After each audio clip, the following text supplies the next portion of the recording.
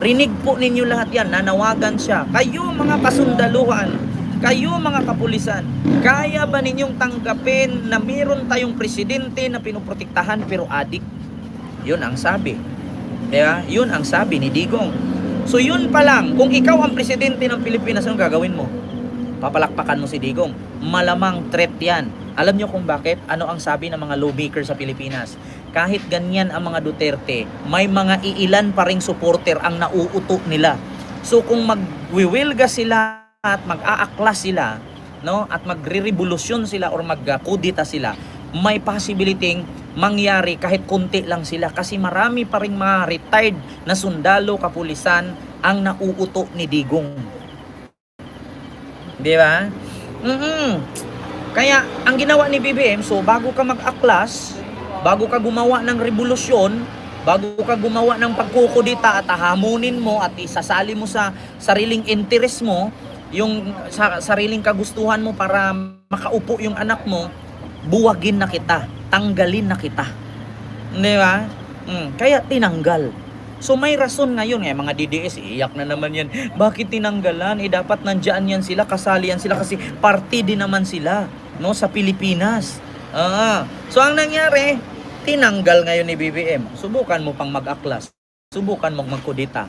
Saan ka kukuha ng power ngayon? Kung wala ka ng alam sa National Security Council. Ito lang nagtataka lang din ako. Bakit sinali pa si Erap, si Gloria, si Digong? Sa National Security Council, wala naman na sila sa posisyon. Ano bang maitulong ni Digong kung magira-gira sa Pilipinas? Ultimo nga pagtakbo ni Digong, hindi na makatakbo. Ultimo nga pagtayo, mahirapan na tumayo. Kung utakan lang si Digong traidor. Paano ngayon kung girahin tayo ng China?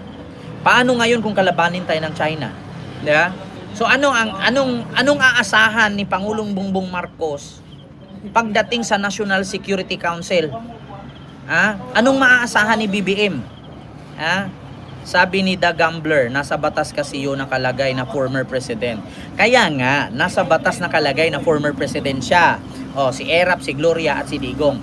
Ang tanong, anong maaasahan ni Pangulong Bongbong Marcos kay Digong, kay Erap at kay Gloria kung ngayon pa lang kinakalaban na siya? Sayang walang alam. Ako walang alam. Tinatanong ko kayo, DDS. Anong aasahan ni Pangulong Bongbong Marcos kung umpisa pa lang na hindi siya nananalo, kinakalaban na siya? O experience daw. Bakit si Digong may experience ba sa pakikipaggira? The Gambler? May experience ba si Digong sa pakikipaggera? Kung wala akong alam. Ngayon, hindi naman bobo. Di ba? Hindi bubo si Pangulong Marcos. Ilang beses siya binira ni Digong. Ilang beses siyang siniraan ni Digong. At ilang beses pinagtangkaan ni Digong na magkudita. Tapos, isasali mo sa National Council pag ginira tayo ng China. So, anong aasahan ni Pangulong Bongbong Marcos? Hihingi siya ng advice kay Digong na ito ang gawin, ito ang ganyan. Alam naman natin na si Digong pro-communist yan. Pro-komunista. Di ba? RBTV, ako bobo. Ako bobo. Kayo ang bobo, tanga. Huwag nyong gawing tanga ang presidente. Ngayon sasabihin ninyo, kinakawawa si Sara, kinakawawa si Digong. Pinagtatanggal ni BBM. Bakit? Sa tingin nyo, kung mananatili dyan si Sara, si Digong, sa tingin nyo, kakampihan ni Digong si BBM? Sa tingin nyo, kakampihan ni Sara si BBM? So wala nang saysay na dapat ilagay pa sila dyan sa National Council. Sa National Security Council. Bakit? Walang aasahan si Pangulong Marcos sa kanila kasi alam ni BBM na mga traidor sila. Sila ang threat sa ating bansa kasi espiya sila sa China. Kung ngayon pa lang gigirahin tayo ng China, di ba? Oy, Jason Alvarez, hindi ako umiiyak. Kayong mga DDS ang umiiyak. Kaya ka nag-partner si Sara kay Kaya nga na umalis si Sara kay BBM kasi magkalaban sila. Diba? So ano pang aasahan ni BBM pagdating nagirahin tayo at pagdating ng pagpapa-improve at pagpapaunlad sa sandatahang lakas sa Pilipinas kung ang mga kasama niya ay wala siyang tiwala kasi puro traidor. Diba? Basta DDS mangmang. Totoo yung sinasabi ko. Ano pang antayin ni Pangulong Bongbong Marcos at ano pang aasahan niya na advice na isabi ni Digong at ni Sara sa kanya, ni Gloria at ni Erap, pareho naman yung mga yan magkakasabwat. Ano pang aasahan? Kanina pa to, paano pala yung mga INC na mag-rally daw sila? Alam nyo, sa totoo lang, wag nyong i-question sa akin kung paano yung mga INC. Itanong nyo na lang sa akin kung nag-rally na sila. Pero kung walang nangyaring rally, wag nyo itanong sa akin. Katulad lang kayo kay Dado. Si Dado, sabi ni Dado, January 1, wala na si BBM sa Malacanang. January 5 na po ngayon. January 5 na po ngayon. Ano bang naitulong ni BBM sa militar? Hindi mo ba alam, Rick Jason Torrio, si BBM sundalo? Si BBM isa sa military. Kaya, si BBM nag-aral mismo, si Sara reservist lang. Di ba? Wala naging lawyer. Kaya nga naging lawyer eh. Nagulat nga ako bakit naging lawyer eh. Alam mo, sa totoo lang iuulit ko sa inyo. Iuulit ko sa inyo mga DDS, hindi kayo mananalo sa akin. Una, channel ko to. Pangalawa, mas matalino ako sa inyo. Viewers lang kayo. Diba? Viewers lang kayo. Isa lang ang masasabi ko, no to pro-China. Diba? Napakasimple lang. Attorney si BP may alam. Puki ng inang may alam sa pagnanakaw. Yun ang totoo, the gambler. May alam si Sara sa pagnanakaw. Yun ang katotohanan. Pero pagdating sa usaping pambayan, wala siyang alam. Huwag din ang pagpilitan. Alam niyo kung bakit? Wala pang napatunayan si Sara. Ang napatunayan lang niya, magnakaw.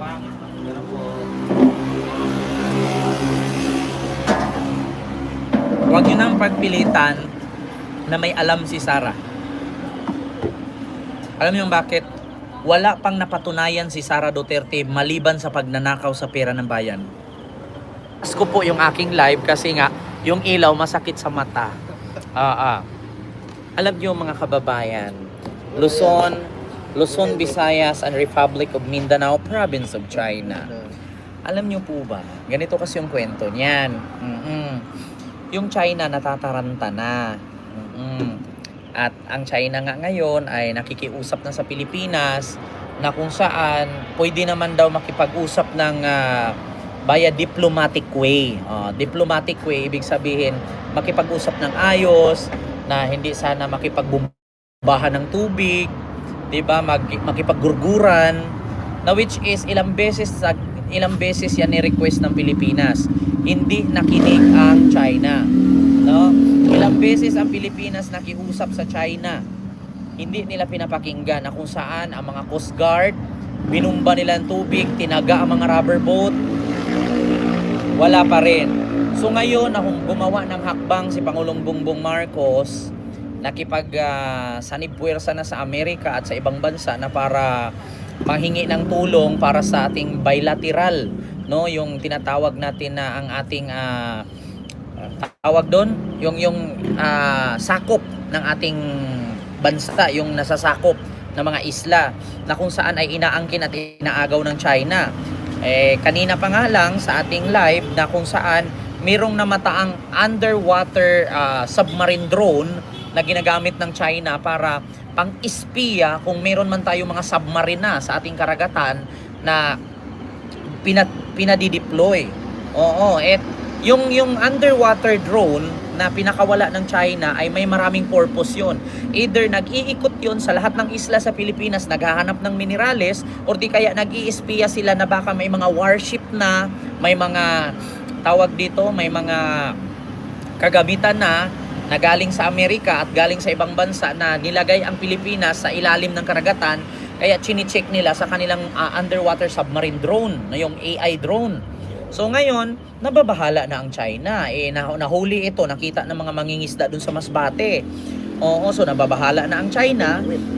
Lalong-lalo na ngayon, hindi na nila alam kung ano ang susunod na hakbang ni Pangulong Bongbong Marcos, kaya tinanggal na sa National Security Council itong mga pro-China na mga dating presidente at ang vice president na kasalukuyang si Sara Ulo.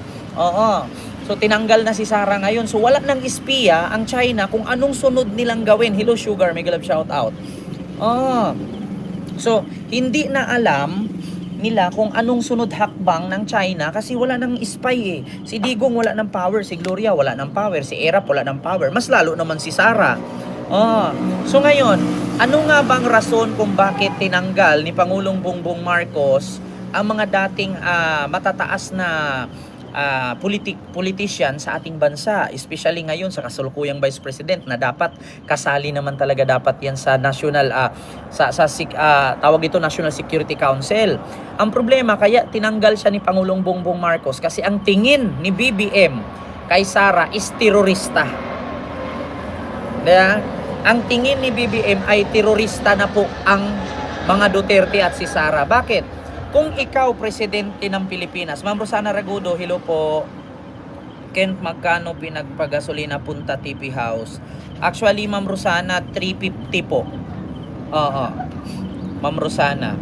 Actually, ito kung kayo ang presidente ng Pilipinas, hindi ka pa nanalo nung tumakbo ka, kinontra ka na ng dating presidente. Ito huwag kayong magalit. Huwag kayong magalit alam ko, dati kayong mga loyalista na nakasupport sa Duterte. At the time kasi nung eleksyon 2022, mahal nyo pa si Sara, mahal nyo pa si BBM. Opo, Ma'am Rosana Ragudo, salamat po.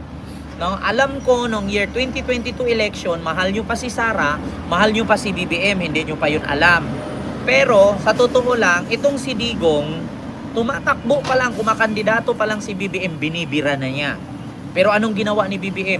Pinagpasensyahan. Sabi nga ni BBM, epekto yan ng paggamit ni Digong ng fentanyl. Oo, pinagpasensyahan pa yan ni BBM. Ngayon, pagkasunod, meron silang tinatawag na maisog rally. Bumibira na naman si Digong. Sabi na naman niya, si Bongbong Marcos bangag noon, bangag ang presidente natin ngayon. So bumibira na naman, pangalawa. Pinagbigyan pa rin ni BBM. Pangatlo, eto na yung rason na kung bakit isa si Digong sa tinanggal ni BBM sa National Security Council. Kasi nanawagan si Digong sa military at sa mga retired general, kapulisan at kasundaluhan na mag-aaklas at magkudita. So isa na yun sa threat. Isa yun sa threat. Kaya yung mga DDS na bubo tanga-tanga dyan, na hindi nila alam, bakit nga ba tinanggal si Digong, si Sara, si Gloria at si Erap? Mga magkakaalyado yan. Diba? Ngayon, paano kung gagawa ng hakbang si Pangulong Bongbong Marcos para sa ating sandatahang lakas? Paano kung gagawa si Pangulong Bongbong Marcos ng tawag dito, progress para sa ating Armed Forces of the Philippines? Mahahadlangan at mahaharangan, lalong-lalo na kapag nandyan yung mga pro-China. Diba? Lalong-lalo pag nandyan na. Kaya ngayon mga kababayan, ang ginawa ni Pangulong Bongbong Marcos, much better na pag gumawa tayo ng hakbang para sa ikaunlad ng ating bansa, pag gumawa tayo ng hakbang para sa ikapromote ng ating sandatahang lakas, much better tanggalin natin yung mga hadlang. Kasi alam nyo, sa totoo lang, ang tingin ni PBBM talaga sa mga Duterte, terorista. Sa ginawa ni Digong na pagbabanta na magrevolusyon, mag-aaklas at magkukudita, nanawagan siya. Anong susunod na hakbang ng Pangulo ng Pilipinas? Oo, kasi actually, ngayon ay ang barko ng Amerika ay nasa Scarborough Shoal, na kung saan kinakabahan ang mga Chinese Coast Guard kung bakit may warship ng Amerika sa Scarborough Shoal. And pangalawa, ito na nga mga kababayan, ang Duterte, ang Duterte dynasty ay matutuldukan na nga ba sa Davao City? Kasi ang mga Nograles ay nangunguna na po sa survey at naiiwan po sa survey ang mga Duterte. Naku po, kakabahan na po sila neto.